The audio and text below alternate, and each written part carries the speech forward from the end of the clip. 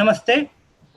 Today program is a tribute to Sa Kandasamy, eminent Tamil writer and Sahitya Academy awardee. அனைவருக்கு வணக்கம். இன்றைய நிகழ்ச்சி எழுத்தாளர் ச கந்தசாமி அவர்களுக்கு புகழஞ்சலி. தமிழ் இலக்கிய உலகில் சாயாவனம் ச கந்தசாமி என்று பெயர் பதித்தவர் எழுத்தாளர் ச கந்தசாமி அவர்கள். ச கந்தசாமி அவர்கள் ஜூலை 31 இயற்கை எய்தினார். சாயாவனம் நாவல் மூலம் இலக்கிய பணி ஆரம்பித்த ச கந்தசாமி அவர்கள் நாவல், சிறுகதை, கட்டுரை, தொகுப்பு நூல் என 60க்கும் மேற்பட்ட நூல்களை எழுதியுள்ளார். பன்முக தன்மை கொண்ட படைப்பாளியான ச கந்தசாமி அவர்களின் இறப்பு தமிழ் இலக்கியத்திற்கு பெரு இழப்பாகும். இத்தகைய மாபெரும் இலக்கிய ஆளுமைக்கு புகழஞ்சலி செலுத்துவது சாகித்ய அகாடமியின் கடமையாகும். இந்த வகையில் இன்று ச கந்தசாமி அவர்களுக்கு சாகித்ய அகாடமி புகழஞ்சலி கூட்டத்தை ஏற்பாடு செய்துள்ளன. இந்த கூட்டத்தில் பங்கேற்பவர்கள் Shri K Srinivasa Rao, secretary Sahitya Akademi, Shri Sirpi Balasubramaniam, convener Tamil advisory board Sahitya Akademi, Shri Maalan, general council member Sahitya Akademi, Shri Bharathi Balan, general council member Sahitya Akademi, Shri M Rajendran, editor கனியாடி Tamil magazine, Shri Tiruppur Krishnan, editor Amudhasurabhi Tamil magazine. Now I request to our secretary, Sri K. Srinivasa Rao, speak. Namaskar and welcome to all of you. Friends, first of all, let me pay my deep respect to Sri Sa Kandasamy, and I prepared a short note. My note will be Sa Kandasamy, a man for all ages. It is not very often do we get to see, interact with and learn from personalities like Sa Kandasamy. I would like to record in this condolence meeting that without doubt Tamil literary world has lost a gigantic personality, but Sahitya Academy has lost a lifelong friend. His association with Sahitya Academy goes back close to half a century. Personally too, I have lost the most trusted friend, the friend who was full of fondness and love, but the one who really cared for me.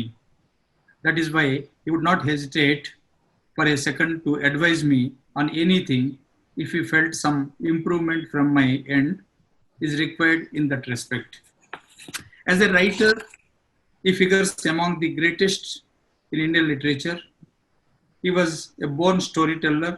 All his life, he has been sharing his stories, his own life, the events from his life and imagined spaces from his life with the rest of the world. In that sense, he was a cosmopolitan writer, cosmopolitan in the sense of Diogenes. So, he and his writings belong to the whole world. He was a Tamil writer, no doubt, but he also belongs to all the cultural traditions of not only in India, but across the globe. His Chayavanam is one of the finest writings of modern India. He would often tell me and others in the Sahitya Academy that writing has to be simple. We may have complex ideas, but the writer should be able to put in a simple language so that even uneducated people can also relate to it. His Visaranai Commission, for which he won Sahitya Academy Award, has been translated into English by the Sahitya Academy and is also getting translated into other Indian languages. That book is the perfect example of how the literature transcends all the barriers and people from all the cultures can relate to it, even though it is set in a particular milieu. That was his conviction, and his writings proved that beyond doubt. I mentioned he was associated with Sahitya Academy for a very long time. Even when he was not the member of any board, he would keep on sending several suggestions to Sahitya Academy for improvement. The book discussion program that is happening today in all the 24 Indian languages was his brainchild. He personally wrote a letter to me and he explained to me when I was in Chennai how to conduct this book discussion program. Now it is a very successful program in the country. All the literary world has welcomed this idea. So this is Kandaswamy's brainchild. He was very passionate about Indian literature and in all the languages. His wish was to bring out Indian literature today with current literary trends and developments in all the languages. He had requested Sahitya Academy to organize a national seminar on Indian literature today. Whenever I used to meet him, he has always fresh ideas. Sahitya Academy, even though he is above maybe above 80, but always he's fresh with connected with modern topics. So whenever I meet him, he will give some idea. Academy should organize this. Academy should publish this kind of things. That is what Sa Kandaswamy is. I had a good fortune and privilege of spending few days with him as part of Indian delegation to Malaysia to participate in the Indian festival abroad. Everyone at Sahitya Academy will remember him as a towering personality, but humility personified, and he never showed even a shade of what a colossus he was to anyone. It is this trait of unparalleled humility and down to earth attitude made him the fearless humanist writer he was. It is this trait that enabled him to relate to people of all ages and cultures, and his writings are for all ages and all cultures. I pay my deep respects once again to Sri Sa Kandaswamy, a writer for all ages. Thank you, sir. இப்போது திரு மாலன் ஐயா அவர்கள் புகழஞ்சலி செலுத்துவார். மாலன் ஐயா அவர்கள்.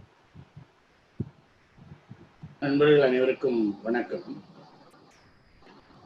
முதல்ல at the outset let me say a few words in Tamil and later on in English for the non-Tamil audience in case this is uploaded in YouTube.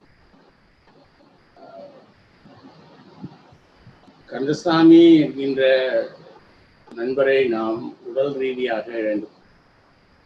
ஆனால் அவருடைய சிந்தனைகள் என்றும் நம்மோடு இருந்து கொண்டு நம்மோடு பேசிக்கொண்டு.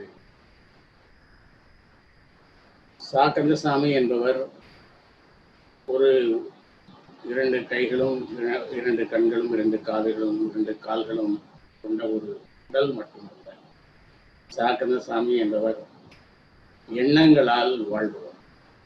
அவர் நம்முடைய செயலாளர் டாக்டர் ஸ்ரீனிவாஸ் ராவ் சொன்னதை போல எப்போதும் ஏதாவது ஒரு எண்ணம், அதை குறித்து நம்முடன் பேசுவது, அதை குறித்து விவாதிப்பது, அதற்கான மாற்று கருத்துக்களை நம்மிடத்திலே கேட்டு பெற்று அந்த எண்ணத்தை செழுமைப்படுத்துவது என்கின்ற அணுகுமுறையை அவர் கொண்டது.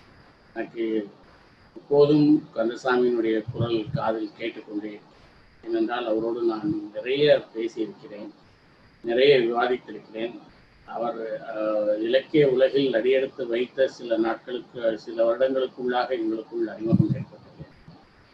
அவர் கச்சரத்தப்ர என்கின்ற சிறு பத்திரிகையோடு தொடர்பு கொண்டிருந்த நாட்களிலிருந்து எனக்கும் அவருக்கும் பழக்கம் ஏற்பட்டது. அவருடைய முதல் நாவல் சாயாவனம் ஒரு மகத்தான நாவல். அதை எழுதும்போது அவருக்கு 28 அல்லது 29 வயது இருக்கும். அந்த இளம் வயதில் அவ்வளோ ஒரு தாக்கத்தை ஏற்படுத்தக்கூடிய நாவலை அவருடைய சகாக்கள் யாரும் எழுதியதில்லை.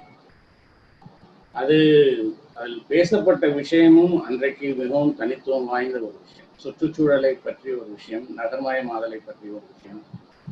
அதில் கையாளப்பட்டிருந்த நடை ஒரு மிக எளிமையான ஒரு பேச்சு வழக்குக்கு அருகில் இருக்கக்கூடிய ஒரு நடையில் அந்த நாவல் எழுதும். அதற்கு பிறகு அவர் தொடர்ந்து எவ்வளவோ நாவல்கள், விசாரணை கமிஷன் போன்ற நாவல்கள், அவனானது போன்றவையெல்லாம் எழுதியிருக்கிறார். அவை எல்லாவற்றிலும் இந்த எளிய மனிதர்களுடைய குரலை நீங்கள் கேட்கலாம். கந்தசாமி நாம் இழந்தது ஒரு விதத்தில் தமிழுக்கு ஒரு பெரிய இழப்பு. ஏனென்று சொன்னால் அவர் இதை போன்ற புதிய யோசனைகளை சொல்வதற்கு இன்றைக்கு ஆட்கள் மிகவும் குறைவாக இருக்கிறார். ஏற்கனவே பேசப்பட்ட கருத்துக்கள், பேசப்பட்ட விஷயங்கள் பேசப்பட்ட அணுகுமுறைகள் இவற்றின் அடிப்படையிலேயே நம்முடைய இலக்கிய விவாதங்கள், இலக்கிய கூட்டங்கள், இலக்கிய அமைப்புகள் நடந்து கொண்டிருக்கின்றன. அதில் இருக்கக்கூடிய மாற்றங்களுக்கான ஒரு திறவுகோலாக கந்தசாமி அவர்கள் இருந்தார்கள். அந்த திறவுகோலை நாம் இழந்திருக்கிறோம். It's my great privilege to pay respects to my close friend, Mr. Sa Kandasamy. Kandasamy is a unique writer, and his first novel, which he wrote when he was 28 or 29, made very rippling effects in the Tamil literary field. He wrote that novel, and the manuscript straight away got published into an anthology of Tamil literature. And that novel speaks about the environmental degradation and its impact on the individual's life. He wrote it in a very simple language, closer to the spoken word. And Mr. Kandasamy is a man of ideas. He always used to toss some idea. Sometimes it will appear that he is trying to teach you, but he will try to toss some idea, get your reactions, make the idea, he will gloss it over the idea, make it better. And he has contributed to Tamil discussions through his ideas, and it's very unfortunate that we lost him physically, but he still says and corroborates through his thoughts and views and discussions. Om Shanti.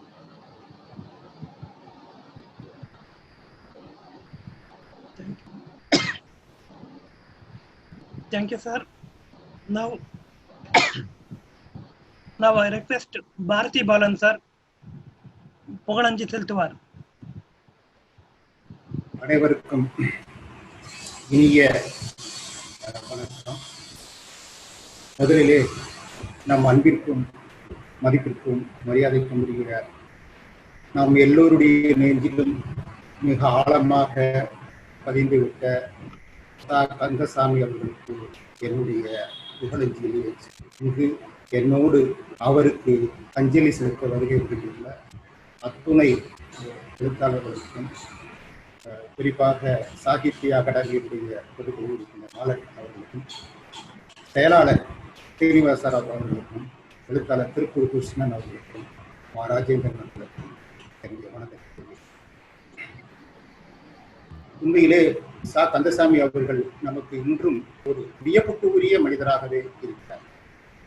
ஏனென்றால் நாங்கள் எல்லாம் சென்னை பச்சையப்பன் கல்லூரியிலே படித்துக் கொண்டிருந்த பொழுது இரவு மாலை வேளைகளில் கூட அவரை நூலகங்களிலே பார்க்க பெரும்பாலான தன்னுடைய நேரத்தை நூலகங்களிலே தான் அவர் கழித்திருக்கின்றார். பல வேளைகளில் மாணவர்களோடு அவர் தனிப்பட்ட முறையில் உரையாடுவதை மிகுந்த உற்சாகத்தோடு செயல்படுத்தினார். இப்பொழுது நினைத்து பார்க்கின்ற பொழுது மிகப்பெரிய ஆச்சரியமாகத்தான் கந்தசாமி அவர்கள். ஏனென்றால் 55 ஆண்டுகள் இலக்கிய உலகில் தொடர்ந்து செயல்பட்டு வந்த ஒரு கலைஞராகத்தான் நான் அவரை பார்த்தேன். ஒரு 55 ஆண்டுகளில் அவர் தனக்கு முன்னால் எழுதிய அவரை விட மூத்த எழுத்தாளர்களோடு நெருங்கிய தொடர்பு கொண்டவராக, உறவு கொண்டவர்களாக, அவரோடு கருத்துக்களை பரிமாறிக்கொண்டு அதை அடுத்த தலைமுறைக்கு எடுத்து சொன்னவராகவும் இருக்கிறார். தன் காலத்தில் எழுதிய எழுத்தாளர்களோடு நெருங்கிய தொடர்பும் சில முரண்பாடுகளும் கொண்டவராகவும் இருக்கிறார். தனக்கு பின்னால் எழுத வந்த பலரோடும் அவர் உறவு கொண்டு அவர்களோடு பயணப்பட்டவராக இருக்கிறார். அதையும் தாண்டி இப்பொழுது எழுதி கொண்டிருக்கக்கூடிய இளம் எழுத்தாளர்கள், நவீன சிந்தனை போக்கு கொண்டவர்களோடும் அவருக்கு மிகச்சிறந்த நட்பும் உறவும் இருந்தது. அதாவது இந்த 55 ஆண்டு காலத்தில் எல்லா வகையான இலக்கிய ஆளுமைகளோடும் இலக்கியத்தோடு தொடர்ச்சியாக அவர் செயல்பட்டிருக்கிறார் என்பது நாம் கவனிக்க வேண்டிய ஒரு அம்சமாகும். திரு செயலாளர் அவர்கள் சொன்னது போல தமிழகத்தையும் தாண்டி பிற மொழி எழுத்தாளர்களோடும் அவருக்கு ஒரு மிகப்பெரிய நெருக்கமும் அந்த படைப்போடு ஒரு உறவும் இருந்தது என்பதை நான் பல முறையில் அறிந்திருக்கின்றேன். சமீபத்திலே புதுடில்லியில் நடந்த ஒரு நம்மளுடைய இலக்கிய விழாவிலே அவர் ஒரு கட்டுரை வாசிக்க வந்தார். அப்பொழுது என்னுடன் சொல்லுகின்ற பொழுது என்னுடைய பக்கத்தில் அமர்ந்து கொண்டு ஒவ்வொரு எழுத்தாளரை பற்றியும் பல விஷயம் அவர்கள் அங்கு அவர் உரையாற்றி கொண்டிருக்கின்ற பொழுது அவர் ஹிந்தியிலே பேச ஆரம்பித்திருக்கிறார்கள் என்றால் அதை நாம் உள்வாங்கிக் கொள்வதற்கு இந்த இடைப்பட்ட காலத்திலே அவரை பற்றின அனைத்து விவரங்களையும் எனக்கு சொல்லிக் கொண்டிருப்பார். எனக்கு இன்னும் ஒரு விஷயம், ஏன்னா நான் கல்கியில் கூட அதை எழுதியிருந்தேன், ஒவ்வொரு வரியாக போய் பார்த்து கொண்டே இருப்பார். அப்பொழுது நான் எதுவும் நினைத்து விடக்கூடாது என்பதற்காக இன்னும் எத்தனை நாளைக்கு நம்ம இருக்க போறோம், அதனால எல்லாரோடையும் போய் பார்த்து வருவோம், ஒவ்வொரு தேடி போய் பார்க்கக்கூடிய பார்வை. அவருடைய ஒட்டுமொத்த படைப்புகள் என்று பார்த்தால் 11 சிறுகதை தொகுதிகள் வெளிவந்திருக்கிறது, 7 நாவல் வெளிவந்திருக்கிறது.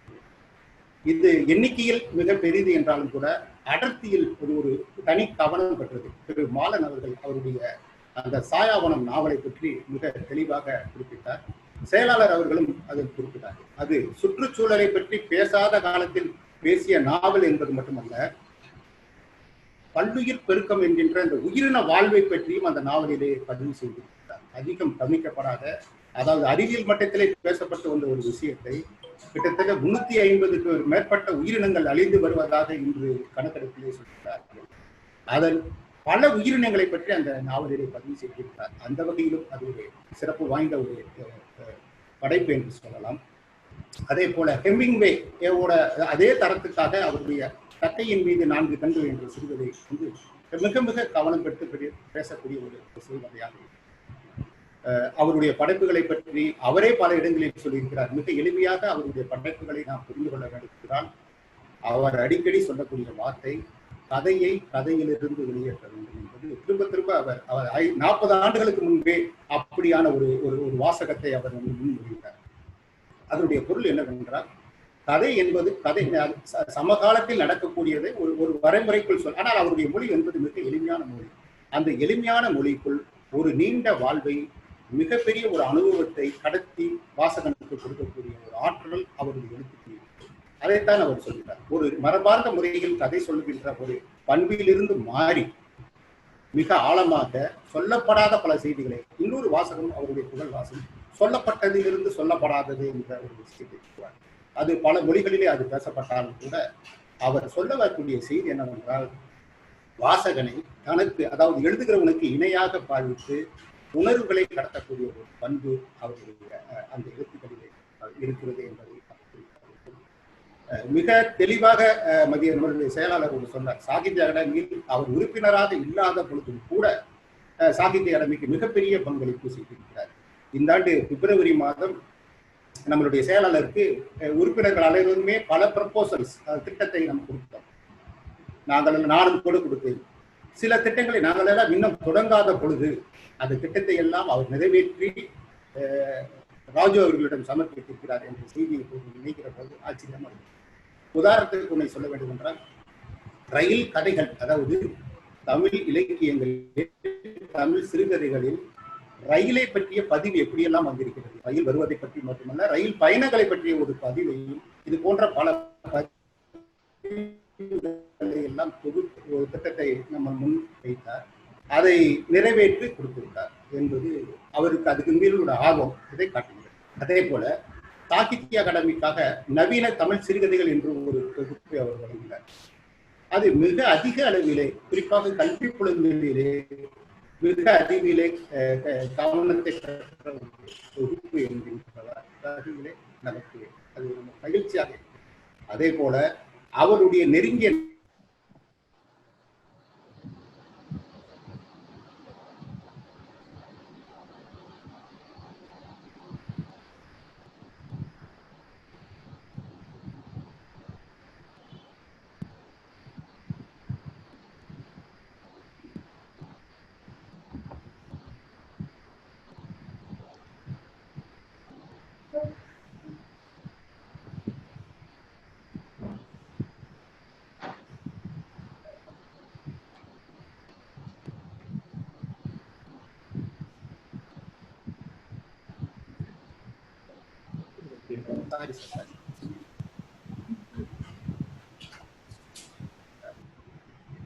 அது ஒரு புலப்பெயர்வு நாவல் என்று கூட சொல்லியிருக்கின்றார்.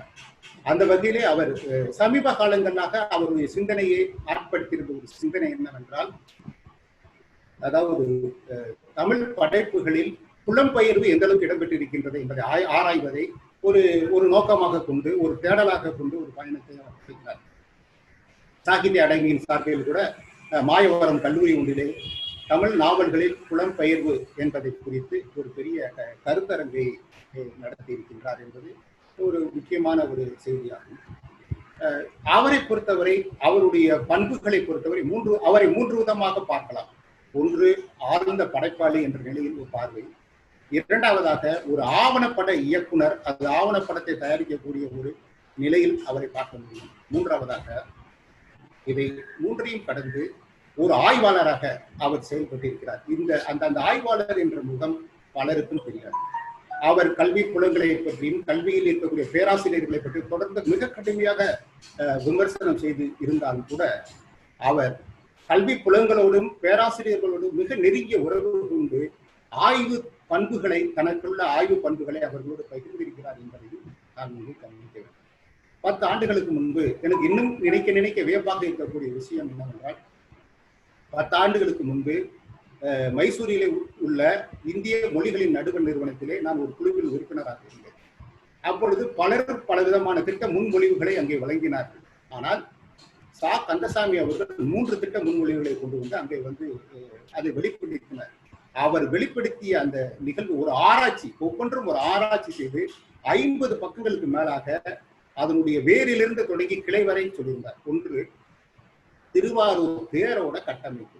அதற்கு மிக பல வடிவங்களிலே படம் போட்டு திருவாரூரோட தேரோட கட்டமைப்புக்கு வரலாற்றிலேயான காரணங்களையும் ஒவ்வொரு கட்டமைப்புக்கு பின்னால் இருக்கக்கூடிய பண்புகளையும் வரலாற்றையும் விளக்கும் விதமாக அவர் ஒரு பிரசன்டேஷனை இங்கே வழங்கினார். அது மிகப்பெரிய ஆய்வாக நான் பார்த்தேன். அதே போல தமிழ் எழுத்துக்கள் எவ்வாறு உருவாக்கப்பட்டிருக்கிறது, அந்த எழுத்து முறைமைகள் எப்படி மாறி வந்திருக்கிறது என்பதை குறித்து ஒரு ஆய்வு பார்வையில் அது ஒரு ஆவணப்படத்திற்கு அவர் 2 பக்கங்கள் வழங்கினால் போகும். ஆனால் அவர் அப்படி வழங்கவில்லை. ஒரு மிகப்பெரிய ஆய்வை போலவே அவர் அது வழங்கினார் என்பதை நினைத்து பார்க்கின்ற பொழுது அவருக்குள்ள இருக்கக்கூடிய அந்த ஆய்வுத்தன்மை, ஆய்வு பண்பு வெளிப்படுவதை நாம் ஒரு எழுத்தாளன் என்கின்ற நிலையும் தாண்டி அவரிடம் அது தங்கியிருந்தது என்பது வியப்பாக இருக்கிறது. 3வது ஒரு திட்ட மொழிவை கொடுத்தார். தமிழர்கள் உலகம் முழுவதும் சென்று எவ்வாறு வாணிபம் செய்தார்கள், அவருடைய பயணங்கள் எப்படி இருந்தது, குறிப்பாக கப்பல் பயணங்கள் எப்படி இருந்தது என்பது குறித்து ஒரு மிகப்பெரிய ஆய்வை அவர் வழங்கினார். இவற்றை எல்லாம் பார்க்கின்ற பொழுது அவர் 3 நிலைப்பட்ட, அதே போல அவருடைய ஆவணப்படங்கள், பல ஆவணப்படங்கள், குறிப்பாக அவருடைய நண்பர்கள் அனைவருமே அவர் ஆவணப்படத்தை, ஜெயகாந்தனை பற்றி ஒரு மிகப்பெரிய ஒரு சிறந்த ஆவணப்படத்தை அவர் தயாரித்து வழங்கியிருக்கின்றார். அசோகன் பித்தரனை பற்றி ஒரு ஆவணப்படம் வழங்கியிருக்கிறார். சிற்பி தனபால் அவர்களை பற்றி ஒரு ஆவணப்படம் வழங்கியிருக்கிறார். இப்படி பலரை பற்றிய ஆவணப்படங்கள் ஆராய்ச்சி செய்து அது அடுத்த தலைமுறைக்கு ஒரு எழுத்தாளனை தொடர்ந்து பதிவு செய்து கொண்டு வரக்கூடிய ஒரு கடமை தனக்கு இருப்பதாக அவர் நினைத்து அந்த பணியையும் செய்திருக்கின்றார். திரு மாறன் அவர்கள் சொன்னது போல கசட தபர என்ற ஒரு இலக்கிய இதழை முதன் முறையாக தமிழ் எழுத்து முறைமைகளில் கருத்துக்களை சொல்வதை மட்டுமல்லாமல், ஒரு செய்தியை புலப்படுத்துவதை மட்டுமல்லாமல், ஒரு அழகியல் தன்மையோடு இருக்க வேண்டும் என்பதை ஒரு சிற்றிதழ் நிலையில் இருந்து அவர் அதை விளக்கிய விதம், அது ஒரு ட்ரெண்ட் செட் போலதான் அதை நான் பார்க்க வேண்டியிருக்கிறது. கசட தபர இதழ் இன்று பேசப்படுகிறது. சிறுகதையை பற்றி பேசுகிற எல்லோருக்குமே அதை சொல்லக்கூடிய ஒரு நிலையில் அவர்கள் இருக்கிறார்கள். ஆக இப்படி பல பண்புகளை பெற்ற சா கந்தசாமி அவர்கள் தன்னுடைய இறுதி நாட்கள், அது தன்னுடைய அதாவது 80வது வயதில் கூட தொடர்ந்து ஒரு கட்டுரை எழுதினார். என்ன கட்டுரை என்றால், என்றும் இருப்பவர்கள் என்று தினமணிக்கு எதிரிலே ஒரு கட்டுரை அவர் எழுதினார். அதை அவர் எழுத தொடர்ந்து வரும்போது என்னுடன் பேசினார். அதாவது ஒரு மிகப்பெரிய வேலையாகத்தான் இருக்கிறது, நிறைய நேரத்தை அது எடுத்துக்கொள்கிறது, ஆனாலும் சந்தோஷமாக இருக்கிறது என்று தினமணி கதிரிலே மறைந்த புகழடைந்த பல பங்களிப்பு செய்த எழுத்தாளர்களை பற்றிய பதிவாக அந்த பதிவை அவர் முன்வைத்தார். அது அனைவராலும் வரவேற்கப்பட்ட ஒரு பதிவாக இருந்தது. நிறைவாக எல்லா சாகித்ய அகாடமியில் சமீப காலங்களிலே அனைத்து கூட்டங்களிலுமே அவர் கலந்து கொள்வார். அதை ஒரு வழக்கமாக வைத்திருப்பார். சில நேரங்களில் எனக்கு கூட தொலைபேசியில் என்னையா இன்னைக்கு நீ வரலையே என்று கேட்கக்கூடிய அளவிற்கு மிக ஈடுபாட்டோடு சாகித்ய அகாடமியிலே மிக சிறிய பங்களிப்பு செய்திருக்கின்றார். தமிழ் ஆலோசனை குழு உறுப்பினர் என்ற நிலையில் மட்டுமல்லாது ஒரு இலக்கிய ஆர்வலராக, குறிப்பாக திரு மாலன் மற்றவர்களோடு சேர்ந்து கடைசியாக வருகிறது என்றால், சில வெளிவராத நூல்கள் அனைத்துமே சாகித்ய அகாடமியிலிருந்து மீண்டும் வெளிவர வேண்டும் என்பதை செயலாளர் கோரிக்கை வைத்தார். தவறின்றி மிக பிழையின்றி அதிகமான புத்தகங்கள் வெளிவர வேண்டும் என்பதில் தனி கவனம் செலுத்திக் கொண்டார். எல்லோரோடும் நல் உறவு கொண்டு திரு மாலன் அவர்கள் சொன்னது போல அவருடைய உருவம் 2 கைகள் 2 கண்கள் உள்ள உருவம் என்பதற்கு ஒரு மனிதராக என்ற நிலையும் தாண்டி நாம் எல்லோரும் மனதிலும் மிக ஆழமாக தங்கிவிட்ட ஒரு மனிதராகத்தான் அவர். ஜெயகாந்தன் அவையில் இருந்தாலும் கூட அதே போல தன்னை அலங்கரித்துக் கொண்டாலும் கூட அதிலிருந்து முற்றிலும் மாறுபட்ட ஒரு மனிதராக, மிக எளியாத மனிதராக, அவருடைய எழுத்துக்களை போல நேரடியாக எளிமையாக சொல்லக்கூடியவராக, சிலரோடு இணைந்தும் முரண்பட்டும் இருந்தாலும் கூட நட்பையும் அன்பையும் போற்றக்கூடியவராக இருக்கிறார். இன்று அவர் நம்மளோடு இல்லை. அவருக்கு சாகித்ய அகாடமி சார்பிலும் என்னுடைய தனிப்பட்ட முறையிலும் என் ஆழ்ந்த அஞ்சலியை தெரிவித்து தேங்க்யூ சார். இப்போது திரு ராஜேந்திரன் ஐயா அவர்கள் புகழஞ்சலி செலுத்துவார்கள். ராஜேந்திரன் ஐயா. அனைவருக்கும் வணக்கம். திரு சா கந்தசாமி அவர்களை நினைக்கும் போதெல்லாம் அந்த சிரிப்பு மறக்க முடியாத ஒன்று. குறிப்பாக படைப்பாளிகள், இலக்கியவாதிகள், சிந்தனையாளர்கள் எல்லாரும் சிரிப்பை துறந்தவர்களாகவே இருப்பார்கள். தப்பித்தவறி சிரிக்க நேர்ந்த போதிலும் கூட சத்தம் இல்லாமல் சிரிப்பார்கள். ஆனால் சா கந்தசாமி கடகட என்று சிரிப்பார். இலக்கிய உலகில் வாரா அவர்கள் தன்னுடைய சிரிப்பை பற்றி அப்படி சொல்லுவார்களாம், கடகட என்று மனதை விட்டு வாய் விட்டு சிரிப்பார் என்று. அப்படி ஒரு சப்தத்தோடு சிரிக்கிறவர் கந்தசாமியாக இருக்கிறார். அவர் சிரிப்பில் மட்டுமில்லை, சப்தத்தில் எல்லாவற்றையும் அடக்கிவிட முடியும் என்ற நம்பிக்கை கொண்டிருந்தார். சப்தம் தானே மொழியினுடைய மூலம். ஆகவே இந்த சப்தத்திற்குள் பயத்தை, வலியை, பாதுகாப்பை, உறவை, உலகை எல்லாவற்றையும் சொல்லுக்குள் அடக்குவது தானே. ஸோ சப்தத்துக்குள் அடைக்கிவிட முடியும் என்பதில் பெரிய நம்பிக்கை கொண்டிருந்தார். அந்த சொல்லும் அதனுடைய சப்தத்திற்கான வரியாகிய எழுத்தும் கொண்டு அவர் தனது தேவைக்காக மட்டும் பயன்படுத்தியதாக தெரியவில்லை. ஒரு சிந்தனைக்கும் பாவனைக்குமான ஒரு கருவியாக அதை பயன்படுத்தி கொண்டிருந்தார். ஆனாலும் அவர் மொழியை வைத்துக்கொண்டு மிரட்டவில்லை, மொழியை சொற்களை வைத்துக்கொண்டு மிரட்டவில்லை. சொற்களில் அவருடைய மொழியில் மயக்கம் இல்லை. மயக்கம் தரக்கூடிய நடைதான் பெருமை தரக்கூடியது என்றும் திறமையானதும் என்பதில் அவருக்கு நம்பிக்கை இருந்ததே இல்லை. பொதுவாக கலை இலக்கியங்கள் எல்லாமே ஒரு வகையான மயக்கம் தரக்கூடியவைதான். மயக்கம் என்பவை பிரஜையோடு உடன் இருக்கிற மயக்கம், கூடவே வருகிற மயக்கம். பிரஜை இல்லாமல் வரக்கூடிய மயக்கம் இல்லை கலை இலக்கியங்கள் தரக்கூடிய மயக்கம். அது இசையாக இருந்தாலும் இலக்கியமாக இருந்தாலும். அப்படி இந்த புலன்களை மீறிய இன்ப துன்ப உணர்ச்சிகளை சொல்லில் சேர்த்து குறைக்கிற போது மயக்கம் வரும். அப்படியான மயக்கம் இன்பம் தரக்கூடும். ஆனால் அது மிரட்டுகிற மயக்கமாக கந்தசாமி பயன்படுத்தியதாக தெரியவில்லை. அவருக்கு வாழ்க்கைதான் படிப்பு. அவருடைய வகைப்பாடுகள், படைப்புகள், அவருடைய பங்களிப்புகள் என்று பார்க்கிற போது அவருக்கு கைவரப்பெற்ற அந்த சப்தம், அந்த சொல்லில், அந்த எழுத்தில் பல்வகை பொருளை கொண்டு வந்து காட்டக்கூடிய சாத்தியப்பாடு கைவரப்பெற்றிருந்தார். உதாரணமாக நன்னூல் சொல்லும், சில்வகை எழுத்தில் பல்வகை பொருளை செவ்வன் நாடியில் சிரித்து இனிது விளங்க உரைப்பது நூல் என்று. அப்படி சில வகையான எழுத்துக்களை கொண்டு பல வகையான பொருண்மைகளை பற்றியும் பல வகையான துறையின் செயற்பாடுகளை பற்றியும் அவருடைய பங்களிப்பு நமக்கு வியப்பை தருகிறது.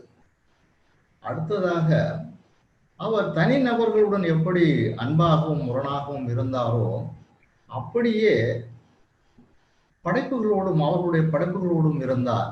ஆனாலும் ஒருபோதும் அவர் இந்த கலை இலக்கிய பங்களிப்பை செய்து கொண்டிருக்கிற அமைப்புகளோடோ அந்த நிறுவனங்களோடோ முரண்பட்டதாக தெரியவில்லை. அவை செயற்பட வேண்டும் என்பதற்காக நெருக்கமாக இருந்தார், இணக்கமாக இருந்தார். அந்த அமைப்புகளையும் நிறுவனங்களையும் செயற்பட வைத்தார். திரு மாலன் அவர்கள் சொன்னதை போல புதிய புதிய வேலை வாய்ப்பு திட்டங்களை, மற்றவர்களுக்கும் வேலை தரக்கூடிய திட்டங்களை, அவரும் தன்னை ஈடுபடுத்திக் கொள்ளும்படியான அரிய திட்டங்களை அவர் சொல்லிக்கொண்டே இருந்தார். மற்றவர்களிடமும் வேலை வாங்கி கொண்டே இருந்தார். அவர் வாய்ப்புக்காக காத்திருந்ததாக தெரியவில்லை. தனக்கான வாய்ப்புகளை தானே உருவாக்கி கொண்டார், மற்றவர்களுக்கும் உருவாக்கி கொடுத்தார். அப்படியான ஒருவருடைய மறைவுக்கு ஒரு புகழஞ்சலி செலுத்துகிறது சாகித்ய அகாடமி என்பது. சாகித்ய அகாடமிக்கும் இது பெருமை, சா கந்தசாமி அவர்களுக்கும் பெருமை. அவருடைய புகழ் அவருடைய எழுத்தை போல வாழட்டும். நன்றி, வணக்கம். Thank you sir. இப்போது திருப்பூர் கிருஷ்ணன் ஐயா அவர்கள் புகழஞ்சலி செலுத்துவார். திருப்பூர் கிருஷ்ணன் ஐயா. இந்த சாகித்ய அகாடமி நடத்துகிற கந்தசாமிக்கான அஞ்சலி கூட்டத்தில் கலந்து கொள்கிற வாய்ப்பை மிகுந்த பெருமையாக கருதுகிறேன். ரொம்ப நல்ல ஒரு உயர்ந்த தரத்தில் எழுதிய, தமிழில் தடம் பதித்த ட்ரெண்ட் செட்டர், தனிப்பாணி எழுத்தாளர் என்று சொல்லக்கூடிய ஒரு எழுத்தாளருக்கான புகழஞ்சலியாக இது அமைந்திருக்கிறது. பாரதி பாலன் அவர்கள் ஜெயகாந்தனை போல தலைக்கு வெளியே இருந்தது என்று சொன்னார். தலைக்கு உள்ளே ஜெயகாந்தனிலிருந்து வேறுபட்டு தனித்துவத்தோடு அவர் இயங்கினார். ஜெயகாந்தனுடைய எழுத்தின் பாதிப்பில் எழுதியவர்களும் உண்டு, ஜெயகாந்தனுடைய பேச்சின் பாதிப்பில் மேடையில் பேசியவர்களும் நிறைய உண்டு. பிரபஞ்சனுடைய மேடை பேச்சு கூட கேட்டால் கசப்பில் ஜெயகாந்தன் பேசுவது போல துணிக்கும். ஆனால் கந்தசாமி எழுத்திலோ பேச்சிலோ இரண்டிலும் யாரையுமே பின்பற்றவில்லை. தனக்கென்று ஒரு தனித்த பாணியை அவர் கொண்டிருந்தார். அவருடைய ஆளுமைகள் பலதரப்பட்டது. பொதுவாகவே தமிழில் பெரும் புகழ் வாய்ந்த எழுத்தாளர்களுக்கு அரசியல் சார்பு, சினிமா சார்பு என்று பல வகையான சார்புகள் இருந்ததை பார்க்கிறோம். ஜெயகாந்தன் அரசியல்வாதியாகவும் இருந்தார், திரைப்படங்களையும் எழுத்தார். நாபா போன்றவர்கள் அரசியல் பேச்சாளர்களாக எல்லாம் இருந்தார்கள். கந்தசாமியினுடைய எழுத்தில் அரசியல் சார்ந்த விமர்சனங்கள் உண்டே தவிர அவர் தன்னை எந்த அரசியல் கட்சியோடும் இணைத்து கொண்டு இனங்காட்டியதில்லை. தனக்கென்று ஒரு தனித்த, ஒரு கராரான, கண்டிப்பான ஒரு இயல்பை அவர் கொண்டிருந்தார். அவருடைய குணங்களில் மிக முக்கியமான ஒரு குணம் என்பது திரு மா ராஜேந்திரன் அவர்கள் சொன்னார் இல்லையா, அதிரச்சிரிக்கிற அந்த பண்பு போல அவருடைய மிக முக்கியமான குணம் சமரசமே செய்து கொள்ளாத ஒரு கராரான தன்மை. அதே நேரத்தில் தனக்கு நேர் எதிரொலியாக இருக்கக்கூடிய எழுத்தாளர்களோடு கூட மிக அன்பாக பேசக்கூடிய ஒரு பக்குவத்தையும் அவர் பெற்றிருந்தார். அவருடைய எழுத்து என்பது அவருடைய படைப்பு இலக்கியம், நாவல், சிறுகதை, தவிர அவருடைய கட்டுரை, தவிர அவருடைய வாழ்க்கை வரலாறுகள். நாவல், சிறுகதை பற்றி, நாவலில் சாயாவனம் பற்றி திரு மாலன் உட்பட நிறைய அங்கு போட்டு சொன்னார்கள். இதெல்லாம் உண்மைதான். ஆனால் அவருடைய சாகித்ய அகாடமி பரிசு பெற்ற விசாரணை கமிஷன் மிக முக்கியமான ஒரு தமிழ் புதினம். சாகித்ய அகாடமி பரிசு பெற்ற தமிழ் நாவல்களை எல்லாம் எடுத்துக்கொண்டு அதுக்கு ஏதாவது ஒரு 5-6 மிக முக்கியமானதாக சொல்ல வேண்டும் என்றால் அது இந்த விசாரணை கமிஷன் வந்துவிடும். அப்படிப்பட்ட ஒரு மிக வித்தியாசமான ஒரு நாவலாக அது அமைந்தது. நிறைய கட்டுரைகள் எழுதினார். பல வகையான ஆய்வு கட்டுரைகள், தொகுப்பு நூல்களில் அமைந்த கட்டுரைகள். அதில் நாம் இனம் காண வேண்டிய ஒரு செய்தி, ராமகிருஷ்ண பரமஹம்சருடைய சிஷ்யரான மங்கேந்திரநாதர் பற்றியும் கூட ஒரு கட்டுரை எழுதியிருக்கிறார். விருப்பு வெறுப்பு இல்லாமல் எல்லாவற்றையும் பார்க்கக்கூடிய ஒரு தன்மை அவரிடம் இருந்தது என்பதற்கான அடையாளம் அந்த கட்டுரை. கட்டுரையை தவிர நிறைய 2 முக்கியமான வாழ்க்கை வரலாறுகள் எழுதியிருக்கிறார். கட்டுரைகளிலும் சில வாழ்க்கை வரலாறுகள் உண்டு என்றாலும் வாழ்க்கை வரலாற்று நூல்களாக 2 முக்கியமான நூல்களை படைத்தார். ஒன்று தமிழினுடைய மிகச்சிறந்த பத்திரிகை ஆளுமையான ஏ.கே. செட்டியார் பற்றியது, சாகித்ய அகாடமிக்காகத்தான் அதை எழுதினார். இன்னொன்று அவருடைய என்னுடைய நெருங்கிய நண்பராக இருந்த அசோகமித்திரனை பற்றியது, அதுவும் சாகித்ய அகாடமிக்காக அவர் எழுதிய புத்தகம். இந்த 2 வாழ்க்கை வரலாறுகளையும் பார்க்கிற போது ஒன்று தெரியும், எதையும் மிகையாக சொல்லாமல் உள்ளது உள்ளவாறு சொல்ல வேண்டும் என்பதில் அவரிடம் ஒரு சத்தையும் நேர்த்தியும் தெரிகிறது. பொதுவாக அவருடைய படைப்பிலக்கிய மரபே கூட சங்க இலக்கிய மரபின் தொடர்ச்சி என்று சொன்னால் மா ராஜேந்திரன் போன்றவர்கள் ஒப்புக்கொள்வார்கள் என்று நினைக்கிறேன். சங்க இலக்கியத்திற்கு பின்னால் வந்த இடைக்கால, அதற்கு பிறகு வந்த இலக்கியங்களில் அலங்காரங்கள் அதிகமாகிவிட்டது. சங்க இலக்கியம் மொழியை இயல்பாக கையாண்டது. மக்களோடு பேசுகிற அந்த பேச்சு மொழி அவ்வளவு இயல்பாக அவர் கொண்டு வந்தார். சங்க இலக்கியத்தில் சா கந்தசாமி மிகப்பெரிய புலமை பெற்றிருந்தார் என்பது பலருக்கு தெரியாது. அவர் எடுத்த ஆவணப்படங்களில் 5 வகை நிலங்கள் பற்றி ஆவணப்படங்கள் உண்டு. குறிஞ்சி, முல்லை, மருதம், நெய்தல், பாலை பற்றி. செம்மொழி நடுவண் நிறுவனத்திற்காக அதை அவர் எடுத்தார். அப்போது அவருடன் நான் சில பணிகளில் இயங்கிக் கொண்டிருந்தேன். அப்போது அவர் எழுதியிருந்த சங்க இலக்கியம் தொடர்பான வரிகளை பார்த்தால் மிகச்சிறந்த ஆய்வாளர் எழுதிய வரிகள் போல அமைந்திருந்தன. அதிலிருந்துதான் அவர் சங்க இலக்கியத்தில் அதிக புலமை பெற்றவர் என்பதை நான் தெரிந்து கொண்டேன். எப்படி சிற்பங்களிலும் ஓவியங்களிலும் அவருக்கு நாட்டம் இருந்ததோ அதுபோல சங்க இலக்கியத்தில் கூடுதலான நாட்டம் இருந்தது. அந்த மரபை அவர் தன்னுடைய படைப்பு இலக்கியத்தில் பின்பற்றினார் என்று சொல்வது பொருந்தக்கூடும்.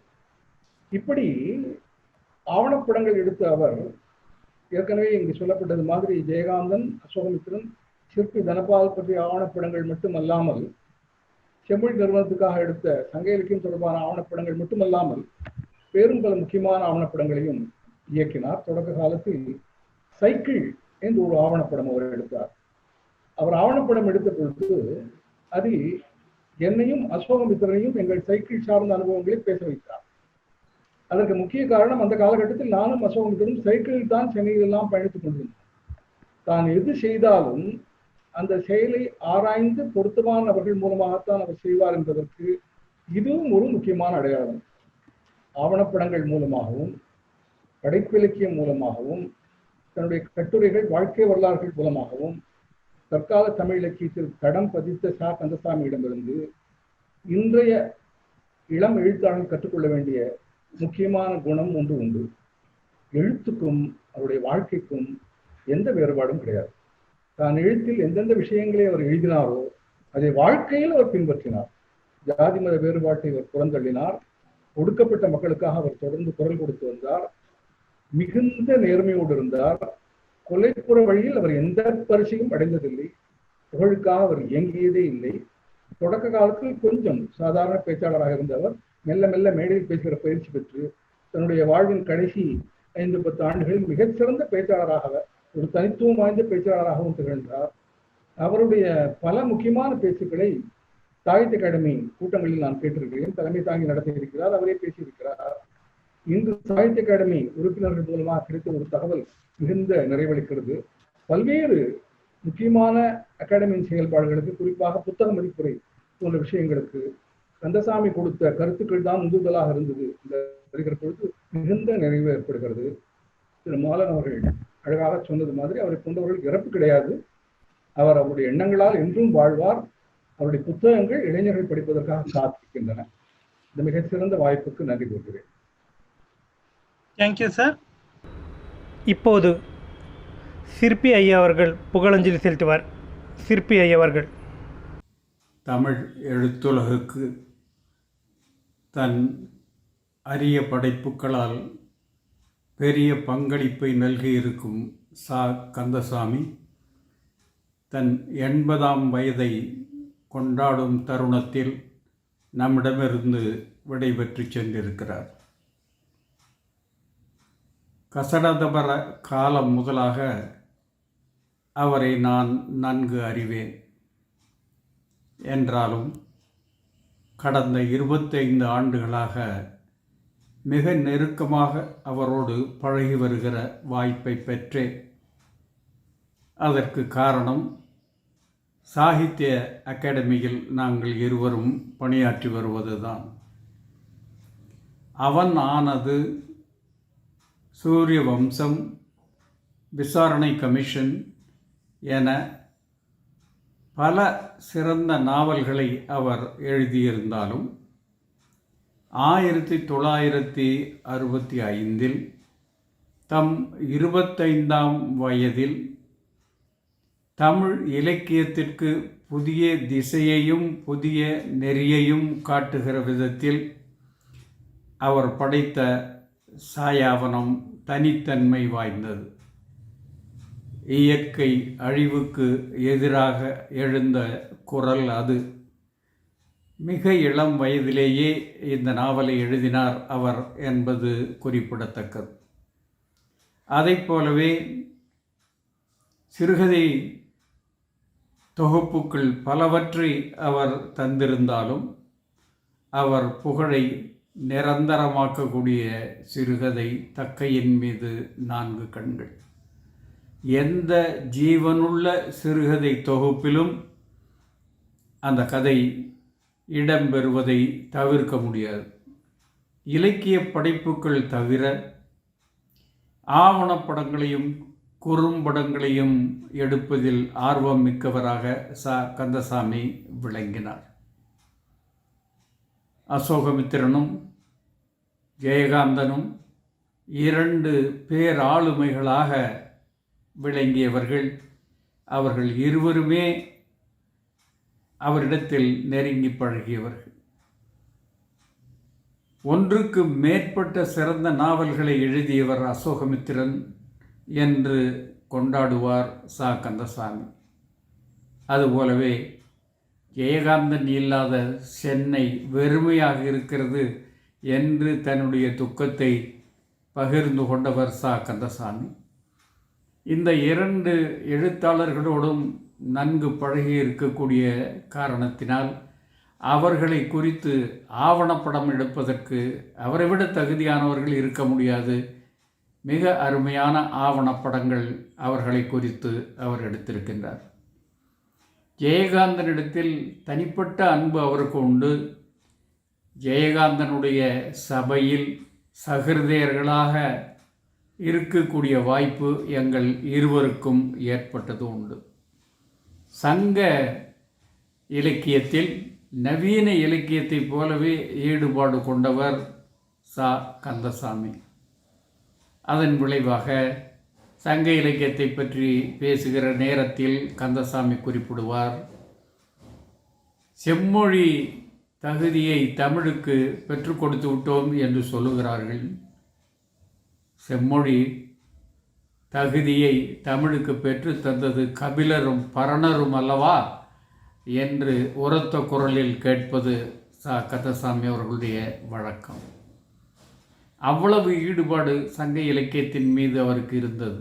அதன் காரணமாக சங்க இலக்கியத்தின் திணைகளாக அமைந்திருக்கிற நிலங்கள், அந்த நிலங்களை குறித்தும் ஆவணப்படம் எடுத்திருக்கின்றார் கந்தசாமி. அவ்வாறு அவர் குறிஞ்சி முல்லை மருதம் நெய்தல் என்ற நிலங்களை குறித்து ஆவணப்படம் தயாரிக்கிற காலத்தில் குறிஞ்சி நிலப்பகுதியை ஆவணப்படமாக தயாரிப்பதற்கு உதவ வேண்டும் என்று என்னிடத்தில் கேட்டார். அதற்காக மேற்கு தொடர்ச்சி மலையில் டாப் ஸ்லிப் என்ற இடத்திலே 2 நாட்கள் தங்கி குறிஞ்சி திணையை பற்றிய படப்பகுதியை எடுப்பதற்கு நான் அவருக்கு உதவி புரிந்தேன். அந்த படத்தில் குறிஞ்சி நிலம் பற்றி சில செய்திகளை என்னுடைய குரலில் அவர் பதிவு செய்திருக்கிறார் என்பது குறிப்பிடத்தக்கது. சாகித்ய அகாடமியினுடைய ஆலோசனை குழுவில் முன்பு இருந்தபோதும் சரி, இப்போது இருந்த காலத்திலும் சரி, புதிய புதிய நூல்களை பற்றி, புதிய புதிய கருத்தரங்குகளை பற்றி, புதிய புதிய நிகழ்வுகளை பற்றி அரிய ஆலோசனைகளை ஓயாமல் தந்த வண்ணம் இருப்பார் கந்தசாமி. அவருடைய தூண்டுதலின் விளைவாகவே நான் சேப்ப நரசிம்மல நாயுடு, பெரியசாமி தோரன், ஆர் சண்முக சுந்தரம் ஆகியவர்களை பற்றி எழுதி சாகித்ய அகாடமிக்கு தருவதற்கு அவரே காரணமாக இருந்தார் என்பதை குறிப்பிட்டு சொல்ல வேண்டும். அதுபோலவே புதிய நூல்கள் தயாரிக்க வேண்டும் என்று ஆலோசனை கூறுவார். அவருடைய ஆலோசனையின்படிதான் ராமலிங்க அடிகளாருடைய திருவருட்பாவில் தேர்ந்தெடுத்த கவிதைகளை சாகித்ய அகாடமி வெளியிடுகிற ஒரு நூலை தயாரித்து கொடுப்பதற்கு என்னால் முடிந்தது. அது மட்டுமல்ல, புதிய புதிய சிந்தனைகளை புதிய புதிய வாக்கியங்களின் மூலமாக சொல்லுவது என்பது கந்தசாமி அவர்களுடைய இயல்பாக இருப்பதை அனைத்து நண்பர்களும் அறிவார்கள். சொல்லப்படாததை வைத்து, சொல்லப்பட்டதை வைத்து சொல்லப்படாத புதிர்களை புரிந்து கொள்ள உதவுவன சங்க இலக்கியங்கள் என்று குறிப்பிட்டு சொல்லுவார். ஜானகிராமனும் சிட்டியும் சேர்ந்து நடந்தாய்வாடி காவேரி என்ற நூலை எழுதிய பொழுது, காவிரியினுடைய கரை நாகரிகத்தை பற்றிய நூலை எழுதிய போது அதற்கு நடந்தாய் வாழி காவேரி என்று தலைப்பு கொடுத்ததை சிலாகித்து கந்தசாமி சொல்லுவார், கவிதை எப்பொழுதும் புதுமையானது என்று அதன் காரணமாகவே சொல்லப்படுகிறது என்று குறிப்பிட்டு சொல்லுவார். சொற்களுக்கு அப்பால் சொற்களை கொண்டே புனைவது கதை என்பது அவருடைய புகழ்பெற்ற வாக்கியங்களில் மற்றொன்று. அவருக்கு தமிழின் மிக தொன்மையான நூல், அச்சில் வந்த முதல் நூல் என்று தம்பிரான் வணக்கத்தை எடுத்துச் சொல்லுவதிலே எப்பொழுதும் ஒரு பெருமிதம் இருந்தது. 1578ஆம் ஆண்டில் வெளிவந்த அந்த நூலை குறித்து அவர் சிறப்பாக எழுதியிருக்கிறார். அவருடைய அறிவுரையின் பேரில் சாகித்ய அகாடமியில் கூட தம்பிரான் வணக்கம் பற்றிய ஒரு நூல் இப்போது தயாராகி கொண்டிருக்கிறது. ஒரு நூலை பற்றி சொல்லுவதாக இருந்தால் அதிலே செம்மையான பகுதி எதுவோ அவைகளையெல்லாம் எடுத்து காட்டுவது ச. கந்தசாமியினுடைய வழக்கம். தம்பிரான் வணக்கம் என்ற அந்த நூல் தமிழில் வெளிவந்த முதல் அச்சு நூல், இந்தியாவிலேயே எல்லா மொழிகளிலும் முதலாவதாக வந்த அச்சு நூல் என்று பெருமைப்படுத்த தகுந்த அந்த நூலில் பாதிரியார் என்ற சொல் இருப்பதை அவர் சுட்டி காட்டுவார். அதே சமயம் போர்த்துகீசிய மொழியிலே இருந்து தமிழில் இன்றைக்கு வழங்கி கொண்டிருக்கின்ற காகிதம், சாவி, ஜன்னல் ஆகிய நூல்கள் இந்த முதல் நூலில் காணப்படவில்லை என்ற செய்தியையும் அவர் எடுத்துச் சொல்லுவார். அறிவால் அறிவதை அறியப்படாதது போன்ற தொனியில் எழுதப்படுவது இலக்கியம் என்பது இன்னொரு சிறப்பான கருத்து. அவர் ச. கந்தசாமி அவர்கள் அடிக்கடி சொல்லக்கூடிய ஒரு செய்தி. அதுபோல இன்னொரு செய்தியையும் சொல்லுவார். புத்திசாலித்தனமாக எழுதப்பட்டவையெல்லாம் படிக்கப்பட்டு மறக்கப்படுகின்றன, ஆனால் இதயத்தோடு பேசும் படைப்புகள் எப்பொழுதும் படிக்கப்படுகின்றன என்று குறிப்பிடுவார். மொழியின் வழியாகவே கவிதை மொழியை கடக்கிறது என்பது ச. கந்தசாமி அவர்களுடைய மற்றொரு புகழ்பெற்ற வாக்கியம். வாழ்க்கை என்பது தத்துவங்களால் ஆனதில்லை, அதுதான் வாழ்க்கையின் தத்துவம் என்றும் வேடிக்கையாக அவர் சொல்லுவதுண்டு. அவர் எந்த இடத்தில் இருந்தாலும் இலக்கியத்தை பற்றியே சிந்தித்தார். மைசூர் துன்யாலோகம் என்ற இடத்திலே ஒரு மாதத்துக்கு மேல் அவர் தங்கியிருந்த பொழுது வெளியே வருகிற பொழுது ஒரு புதிய நூலை எழுதி கொண்டு வந்தார். கனடாவுக்கு பயணம் சென்றால் அந்த கனடாவிலே இருந்து ஒரு நாவலையோ அல்லது ஒரு பயண நூலையோ கொண்டு வருவது என்பது அவருடைய பழக்கம். ஒவ்வொரு நாளும் பயனுள்ள நாளாக கழித்தவர் ச. கந்தசாமி. சொற்களிலே வீணை வாசித்த பெருமைக்கு உரியவர் லாசாரா. லாசாரா ஒரு சமயம் எழுதினார், சொல்லென்பது நான், என் தன்மை, என் பொருள், என் தேடல், என் சுழி, என் ஆரம்பம், என் முடிவு, முடிச்சு, முடிச்சின் அவிழ்ப்பு, அதற்கு அப்பால் என் மறுபிறப்பு, எல்லையற்ற பிறவி மூலம் புது பிறப்பு என்று லாசாரா சொல்லுவார். லாசாரா சொல்லியது போல சொற்களின் மூலமாக வாழ்ந்த சாக்கா சொற்களின் மறுபிறப்பின் மூலமும் வாழ்வார். வருகிற ஒவ்வொரு தலைமுறையும் அவருடைய சொற்கள் புது பிறப்பு எடுத்துக்கொண்டே இருக்கும். இந்த புகழஞ்சியில் பங்கேற்ற தங்கள் அனைவருக்கு சாகித்ய அகாடமி சார்பில் நன்றியை தெரிவித்துக் கொள்கிறேன். ச. கந்தசாமி ஐயா அவர்கள் நூல் விசாரணை கமிஷனுக்கு சாகித்ய அகாடமி பரிசு அளித்துள்ளது.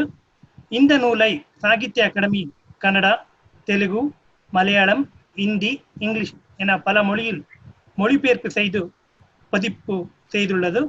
அது இல்லாமல் சாகித்ய அகாடமிக்காக ச. கந்தசாமி ஐயா அவர்கள் இந்திய இலக்கிய சிற்பிகள் வரிசையில் A.K. செட்டியார், அசோகமித்ரன் ஐயா அவர்கள் பற்றி நூலை எழுதியுள்ளார். அது இல்லாமல் நவீன தமிழ் சிறுகதைகள், கானா சுப்பிரமணியன் தேர்ந்தெடுத்த சிறுகதைகள், அயலக தமிழ் இலக்கியம், தமிழில் சுயசரித்தங்கள் என்ற நூலை தொகுத்து கொடுத்துள்ளார்கள். இத்துடன் இந்த நிகழ்ச்சி நிறைவேறியது. All viewers in the all over world watch Sahitya Academy other literary programs in all 24 languages. Thank you.